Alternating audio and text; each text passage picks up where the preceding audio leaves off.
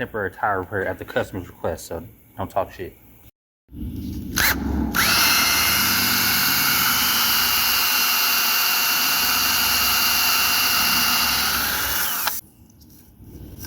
Oh, I gotta use 2 hands. That works. There we go.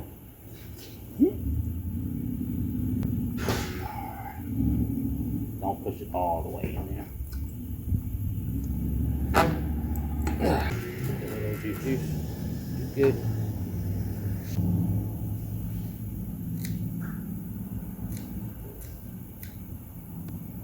Temporary repair so the customer doesn't come out to a flat tire tomorrow morning. With the order a tire for her. And that should be good with the customer for tomorrow until we get her tire in.